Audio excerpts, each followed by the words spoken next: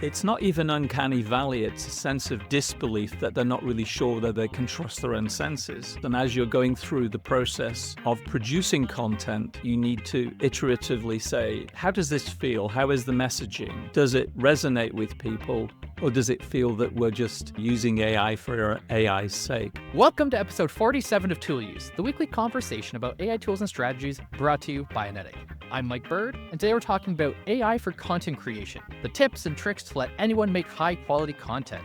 This week we're joined by David Cross, a senior content marketer and creator of the Kids Chatterbox podcast, and Tika, the 100% personalized, on-demand, multilingual mindfulness app. David, welcome to Tool Use. Hey Mike, thanks very much. I'm glad to be here. Would you mind giving us a little bit of your background and how you got into working with AI? So I got into AI about 3.5 years ago.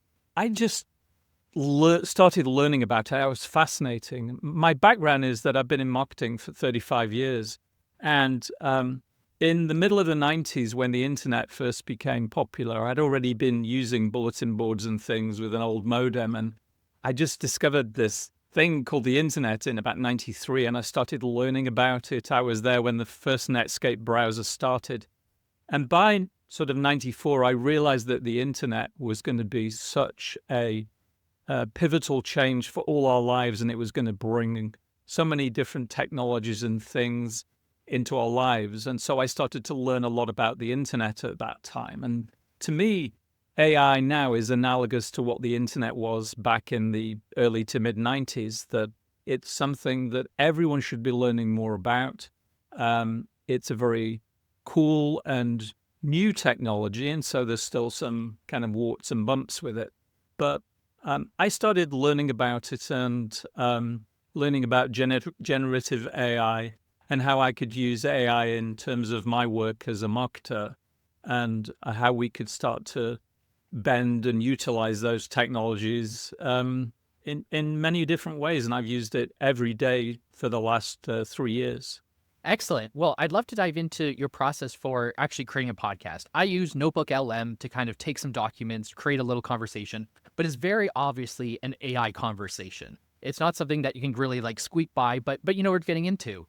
One issue people have is the quality of the output. And when I checked out Kids Chatterbox, it's phenomenal. Like it sounds like a real story and goes through with it. So do you mind telling us your process of how you actually make an episode and how you iteratively got to the high standard that it is today? Yeah, sure. I think 28 years in content marketing helps. And I did voiceover for many years. I worked with companies like American Express, Amazon, Nike, Hewlett Packard, etc. And I did voiceover for them. So my background in content marketing and my understanding and background in voiceover gave me a kind of quality lens through which I would look. And so Kids Chatterbox started about 2 months ago. My wife and I have a couple of smaller children, and they love stories, both stories that we read to them and also stories like kids' podcasts and kids' videos on YouTube. And we were just chatting, and I said to my wife, I wonder if it's possible to use AI, completely AI, to generate a kids' podcast or kids' story channel. And this is how my career has always gone, that I come up with a kind of an inquisitive idea. I wonder if we could do this, and then I find a way to do it. And so the acid test for creating a story that would be engaging for children would be that it would have to be engaging and resonate emotionally with them in the same way that if content had been created by a human being, it would be a good story, they'd be engaged. Parents would feel that it was engaging and that it didn't have that kind of uncanny valley feel to you, which you mentioned, Notebook LM. The generative AI in Notebook LM is pretty cool. You can feed it, just basically a minimal PDF, and it'll generate that 2-person pseudo podcast example. And it's pretty cool, but it does sound like it's a little bit generated. And so I started experimenting with various AI text-to-speech models, commercially available and open source. And I also created a pretty rich prompt using first of all, a 2 or 3 page branding document, which I created the same as I would if I was working with a freelance writer or an agency. And that described what these podcast stories would be about, the sort of message in them, the cast of characters, the kind of vision and framework of what those stories would be. Like each story had to be cute and endearing for 3 to 5-year-olds, which was our target audience. It would also have to be something that would include stories about childhood and stories about playing in the dirt and, making cupcakes out of pine cones and things like that and getting dirty, and would explore the joy of just childhood play. And also that there would be a little lesson in each one that the children could listen to the stories, and it would also include a little sort of a nod to a lesson in that. And so I put together this branding document. I also iteratively worked through different prompts to create the stories. And then when I got it to about 90% of where I wanted the prompt to be, then I put it together and created a custom GPT that would ask me questions about, okay, what's this story about and who are the main characters and what theme do you want to bring up and what stories are there? Then it produces about usually 12 to 1,500 words, which I then download and edit in Word or Google Docs or something. And as I'm editing that, I'm using my content creation experience. And so I'm listening in my own mind to that kind of internal voice reading these stories to me. And like, is this a story that my kids would find interesting? And then when I've got it just as I want it, then I take it to the next step, which is to use a text-to-speech model. And the one I select for this project is ElevenLabs. And the reason is that ElevenLabs, to me, was the one that was able to produce the audio, the voice that sounded most emotionally engaging and most human-like, I suppose I would describe it as. And then, so we got the content, the voiceover. I then used Suno to generate a kind of kids podcast kind of music, and then edited in a 15 seconds of that at the start and the end. And then I worked with Midjourney to develop a particular artistic style. And if you look at the images in the YouTube videos on the Kids Chatterbox channel on YouTube, they looked hand-created. They don't look like something that an AI generated. And so with every part of this process, I was always thinking, does this feel like a human created? Does this feel like it's endearing and engaging for children? The great thing is we have a couple of kids that would listen to these test stories, and right from the beginning, they were engaged. They enjoyed these stories, and so we had great feedback from the very start from our kids. The other thing which I found really interesting was that ElevenLabs has a feature within there called the dubbing feature, which allows you to dub audio from one language into another. And myself, I've lived in 8 countries, and in our family overall, there are 5 nationalities represented, both with children, grandchildren, and partners of my children. And I myself have worked in 21 countries, and I've also worked with people on projects from over 40 countries. And so it was really important to me that we could bring these stories to a more of an international audience. And so I contacted a couple of my friends in India and friends in France and Sweden. And I did a couple of tests where we translated one of these stories, Kids Chatterbox stories, into those other languages. And I sent it to them and I said, does this capture the right feeling? Does it feel like someone that's reading an engaging story that kids would find, acceptable? And they all said, yeah, it absolutely is. And so we then regionalized Kids Chatterbox. So there's now English, Arabic, Hindi, French, Spanish, Portuguese, and Swedish.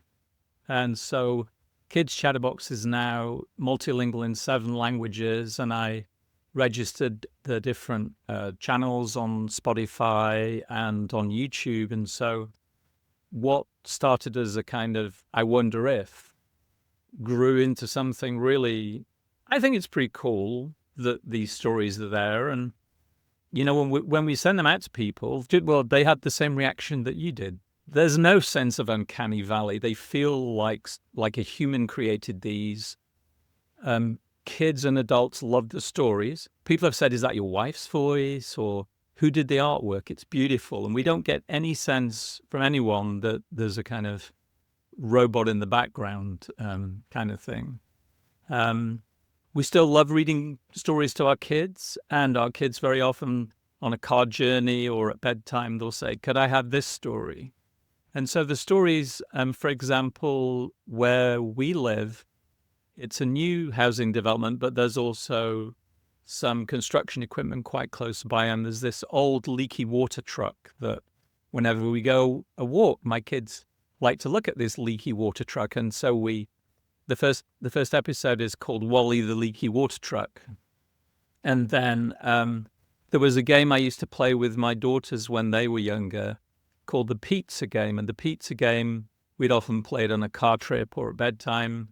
And the pizza game was you can select a crust and then red or white sauce. And then you have 3 ingredients that you can put on.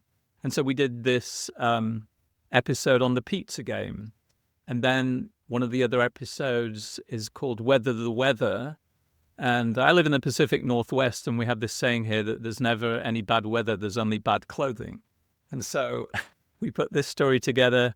And then there was one story called A Hammer and a Helping Hand. And when I was a kid, I think I was about 3 or 4, I remember my dad saying, you know, that knots made wood weaker, and so knots were not a good thing. And I remember thinking about what he'd said, and then I noticed there was a knot in my bedroom door, and so I went and found a hammer and chisel from his tool bag and chiseled out this knot in the middle of my bedroom door. And so we turned that into a Kids Chatterbox story. And so we now have 5 stories in each of 7 different languages. So we've got 35 different podcast stories, all wholly AI generated, and the 6th one is going to be out next week. But it's just a really fun project. And then as I was doing Kids Chatterbox, people were saying, you're really onto something here. And I hadn't yet decided what that something was, but it became kind of apparent what that was. And that was the next thing that you alluded to. So I developed a prompt that would generate a 5 to 10 minute initially self-hypnosis script based on whatever reason someone would input into a form, like, I want to sleep better, I want to feel calmer, I want to stop smoking or biting my nails or whatever. And then it would generate a script based on that and the specific instructions I put in the prompt. And then again, it would feed it off, this time via, I put together a scenario in make.com that then sends that to the ElevenLabs API endpoint. So the form submits to a webhook, then it submits to the OpenAI API, then that goes to the ElevenLabs, and then it emails the finished generated audio to someone. So that was kind of interesting. But then I got to thinking, well, it doesn't have to just be self-hypnosis. It could be a guided meditation or sleep support, or it could be a change of habit is another one that we put together. And so this now does 5 different things.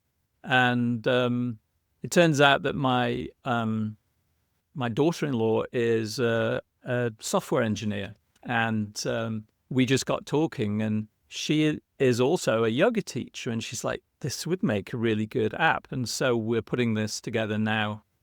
We're working on designing the app, but we're also putting together a pitch deck to try and find investors for this app. It all grew out of a discussion, a kind of what if discussion one Saturday morning where my wife and I just said, I wonder if.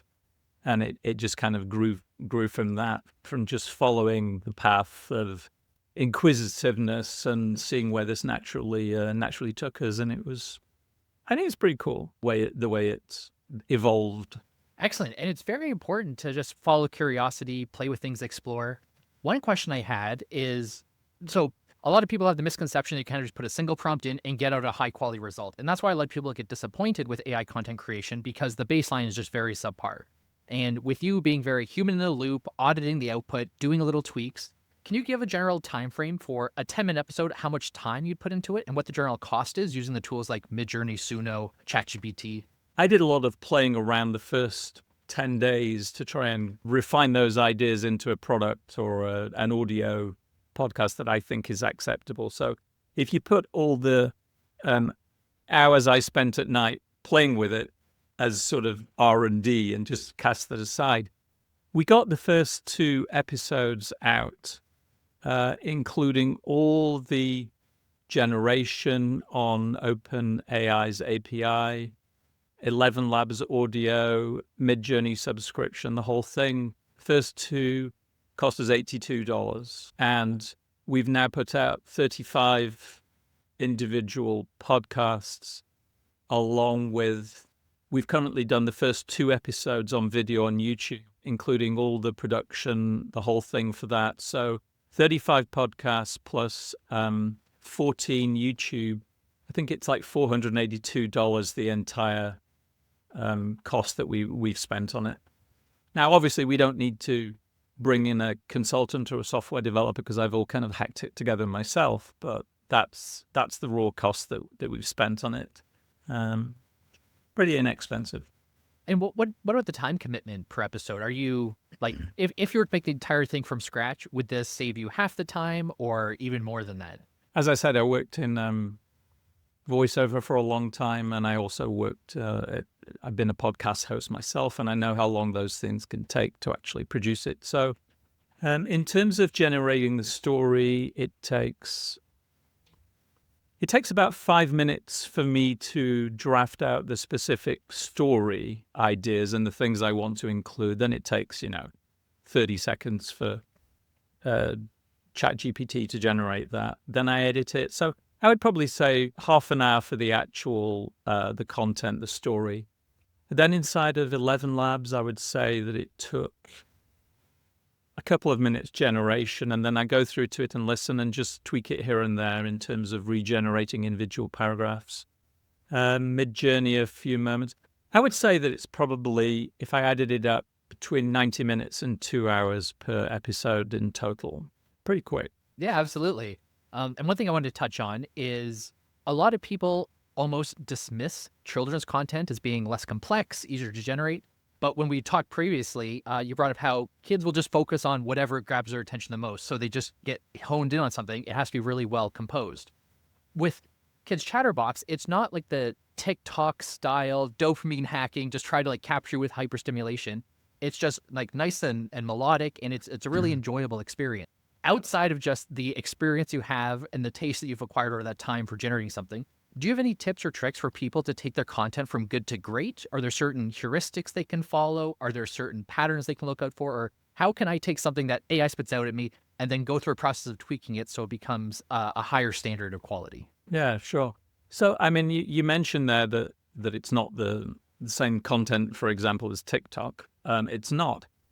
You'll notice in the videos, for example, that we use still images with a Ken Burns effect rather than video. And people have asked me, like, why did you not use AI video to generate that? Well, for our target audience, who are small children, there are so many stimulating videos around at the moment and so many stimulating things. And what we wanted for this particular podcast was to have something that when parents need 10 minutes to themselves, they could get their kids to listen to this and it would settle them down and it wouldn't further stimulate them. So we consciously chose for our audience to not use very flashy or very stimulating videos.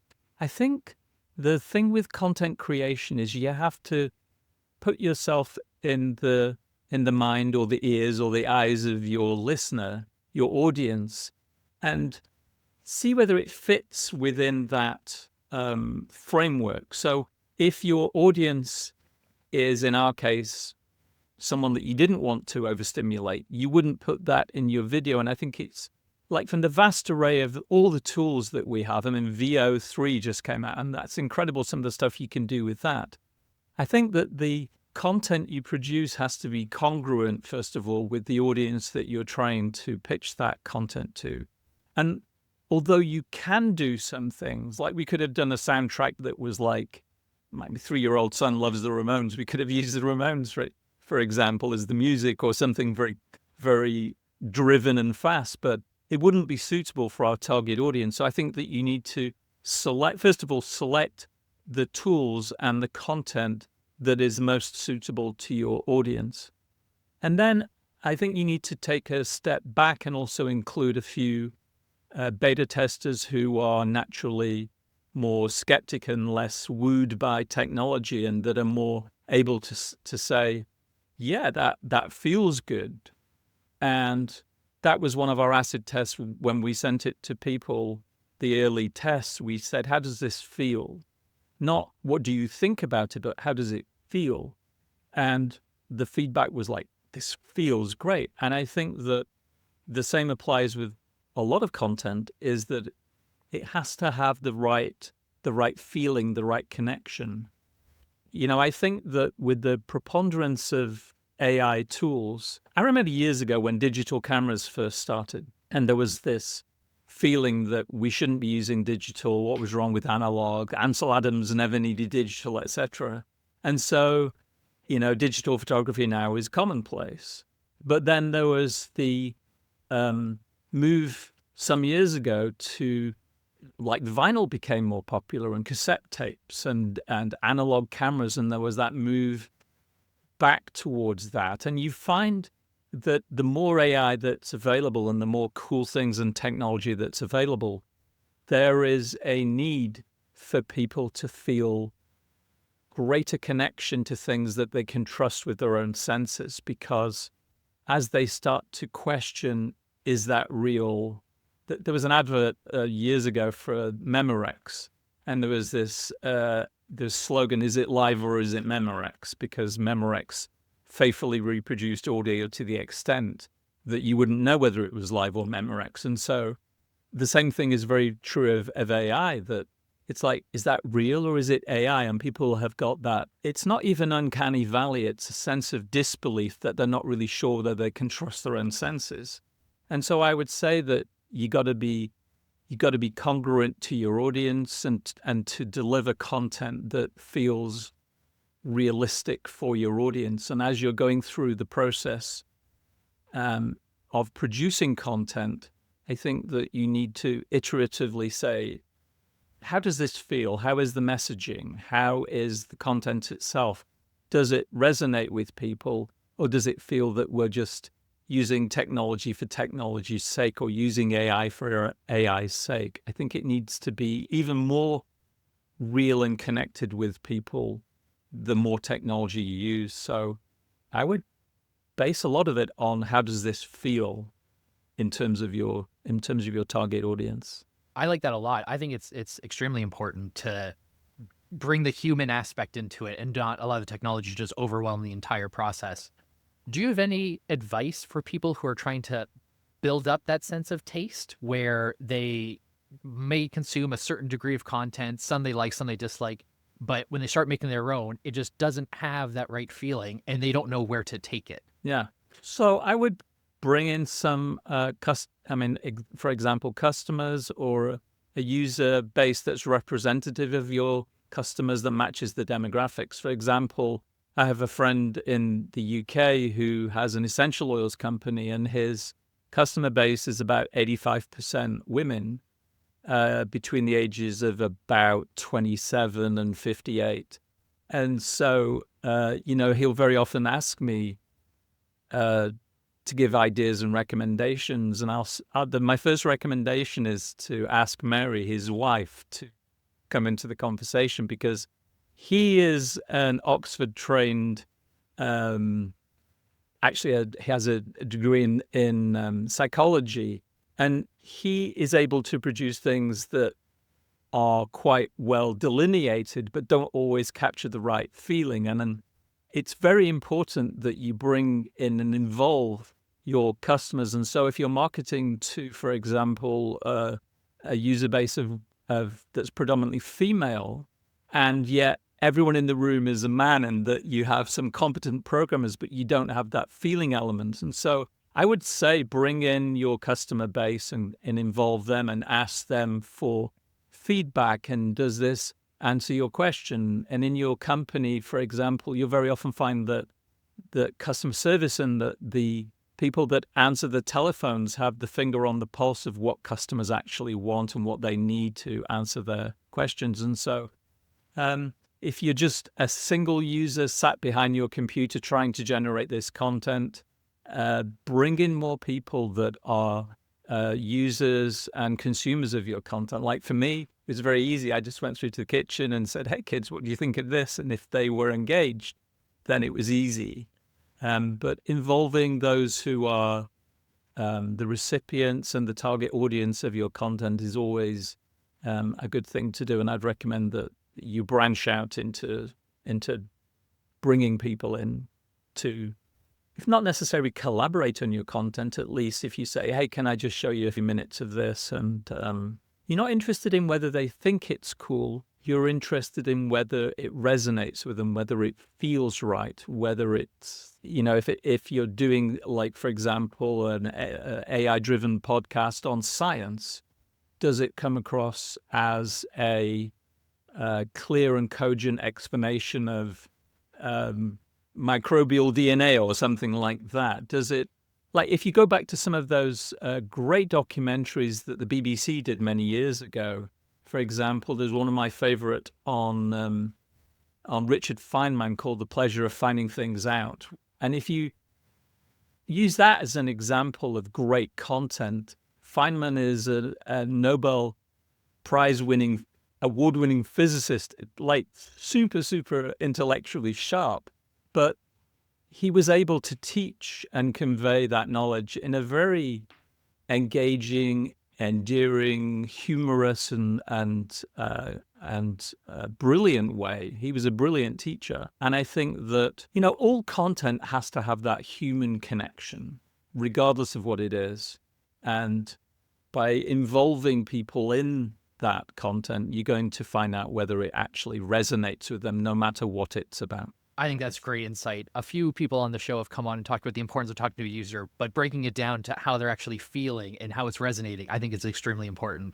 Mm-hmm. One thing you've done with Kids Chatterbox that I absolutely love is making it multilingual, allow it to reach more people. For this, it just allows more children to experience the magic. But from a business perspective, it makes a lot of sense to just increase your total addressable market, try to hit as many people as possible. So what is the process of, once you hit that good enough marketing or piece of content, to then bring it to an international audience? How do you do you just use change the toggle on ElevenLabs, or is there something deeper to it? Yeah, so the way that ElevenLabs works is that you take your, in my case, English, or when I say English, I always think of American and British English, because it was, I think, George Bernard Shaw that said that we were two countries separated by a common language.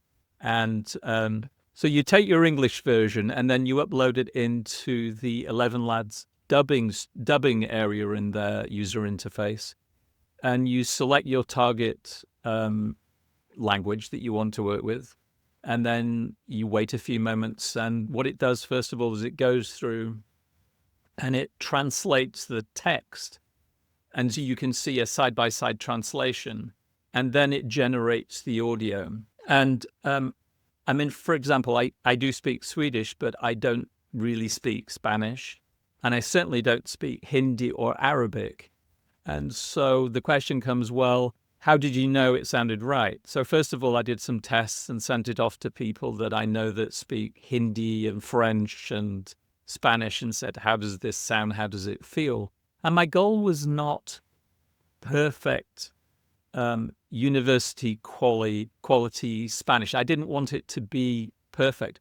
what I wanted it to be was like, if you go to a different country where they don't speak English, but you still have a go at the language and there's still the ability to communicate with people. I wanted it to be at least that good, but more importantly, to feel engaging and to still generate the same feeling.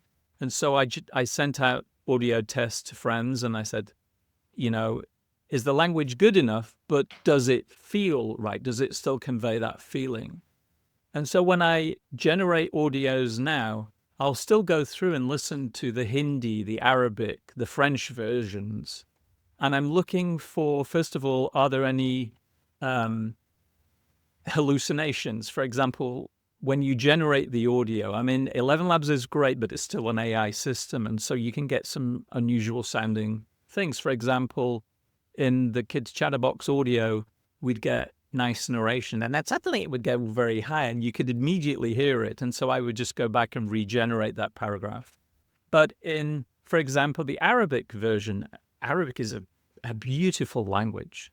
And when I listen to the Arabic version, first of all, I'm listening to those kind of weird high-pitched, off the wall generations, and I'll regenerate that. But I'm closing my eyes and I'm listening to it. I'm like, how does this feel? Does this feel right? And so I use that same test to assess Arabic and Hindi as I would for English, not the words themselves, but how does the feeling feel? And I think that's actually a pretty good test. And my inability to speak or understand Arabic or Hindi, it seems, didn't matter because using that tool faithfully translated the words enough.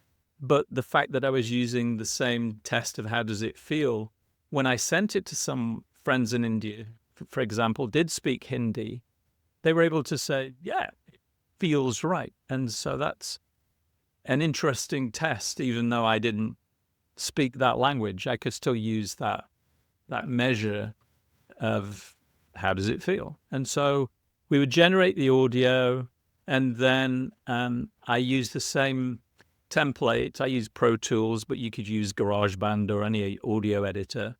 And I'd simply insert the Arabic or Hindi or French or Swedish audio in place of the English one, and then just make sure that the in music comes in and fades out, and then fades back in at the end, and then publish it on. I use Spotify as the podcast platform, and then publish it. And we have, as I say, all 5 episodes in 7 different languages, and it's been fun. It's been really fun.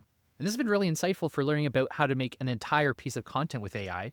I'm curious if you have any words of wisdom or advice for the average content creator who already has a workflow of making their own videos, maybe making their own music, but they want to supplement it with AI. Do you have any recommendations for tools, workflows, or just general advice for how they can enhance existing content with AI? I think the first thing is to become inquisitive again, because sometimes you get into creating content and your particular media or medium. So you can maybe publishing content on Instagram, for example, short videos, and you get a little bit entrenched and you need to kind of think outside the box. And so what I would encourage people to do is start playing with tools, just as I had done, and seeing what you can do with them. And then from that, you'll be able to then apply those to your existing workflows.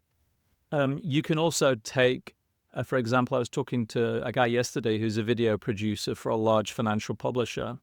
And what he wanted to do was to clone some of their editors' voices to create custom voices, which you can do in ElevenLabs and a number of other systems, and then start to use those cloned voices to generate audio where they would have normally gone to the expert themselves and says, can you record this?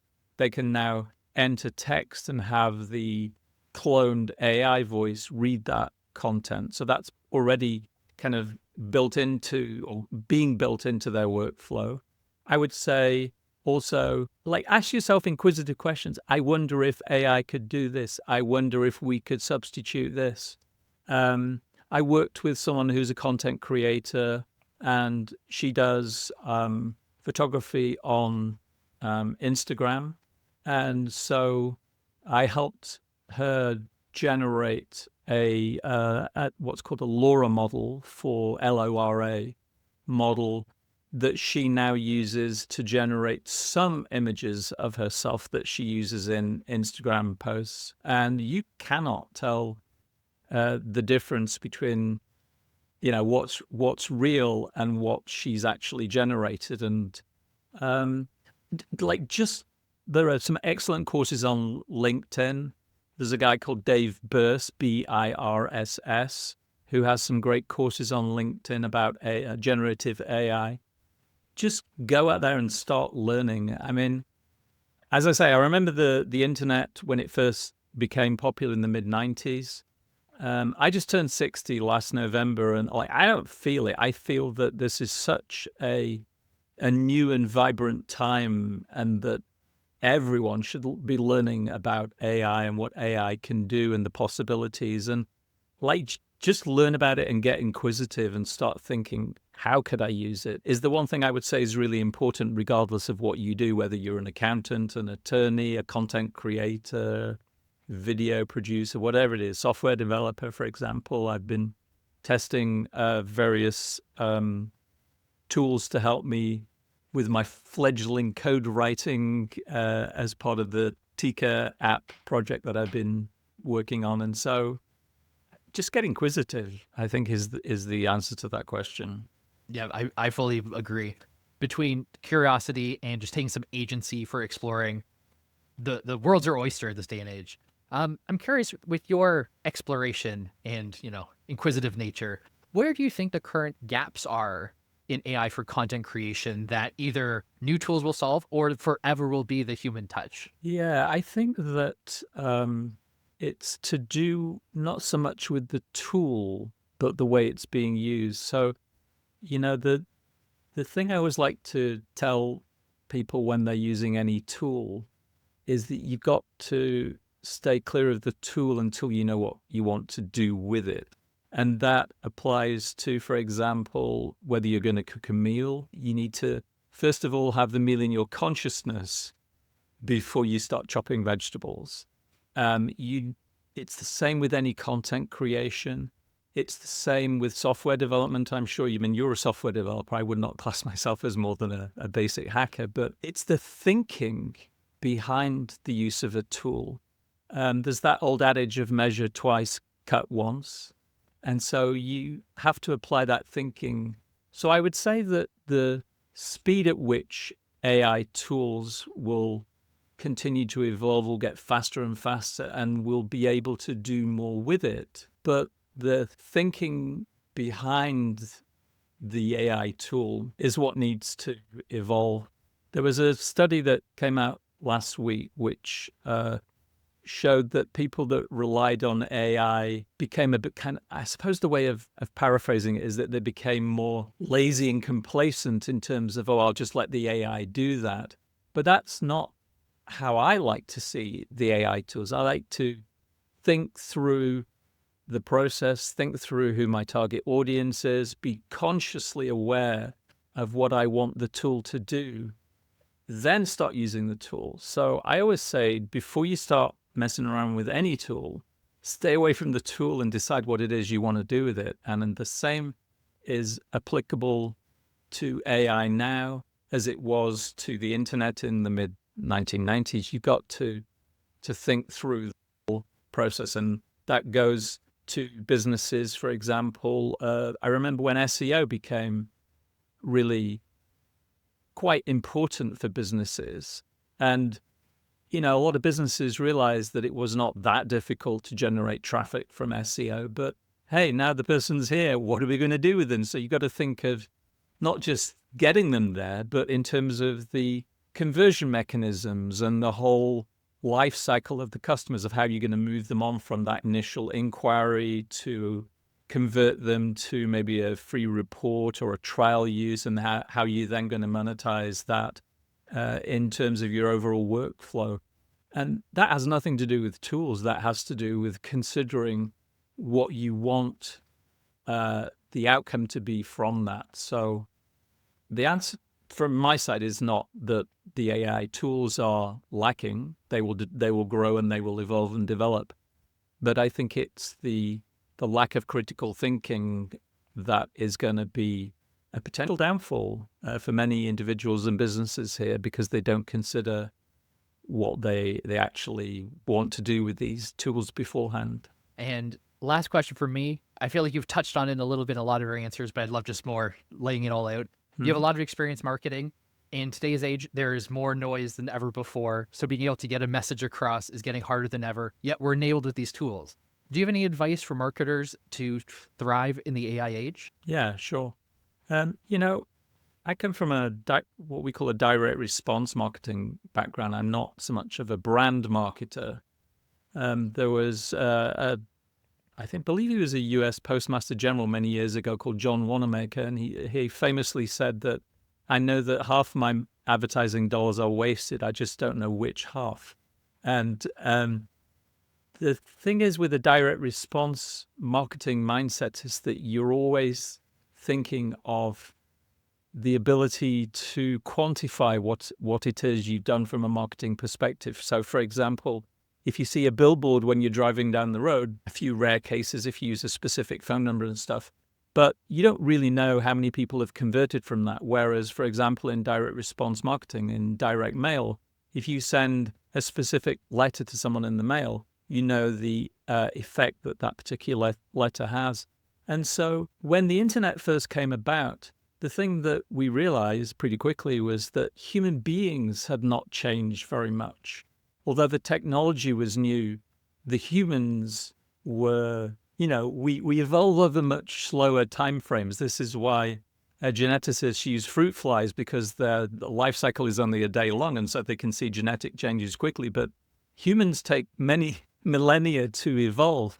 But the thing to realize is that in the AI and digital age, the human beings, our customers, have not really changed from who they were as humans 100 years ago. And so the ability to connect with people and the ability to connect with your customers requires even a greater authenticity in your communication, authenticity in the ability to create that connection. Connection will become more important. The more that we look at our screens and social media to get some form of validation of who we are and aren't I popular, I got, 10,000 likes and stuff. The fact is that people are really becoming more disconnected the more technology they use and consume. And the ability to be more congruent and more connected and authentic with our customers is even more important. So I would be, without going into specifics, because it depends on the individual business, but I would be looking for ways to become more deeply connected while using technologies like AI in a way that creates a more authentic and real connection with prospects and with customers. David, this was a wonderful conversation. Thank you for sharing your time and expertise with us. Before we let you go, is there anything you'd like the audience to know? I think I would, not so much know, but I think that go from this podcast and start experimenting, start becoming inquisitive, start rolling up your sleeves and trying new things. And AI can seem a little bit scary at first. Take one of the introductory courses on generative AI on LinkedIn, for example, from this guy, Dave Burse, who I think is really good at what he does. And just start learning more about AI and then start becoming inquisitive of how could I apply this to my profession? How could I apply it to my personal life? How could I use these technologies? If you've any questions after listening to this, please feel free to reach out. I'd love to continue the discussion with people. But get inquisitive and start following that inquisitiveness and see where it leads, because something cool may happen. You may be invited on a podcast. You never know. All right, David, have a great day.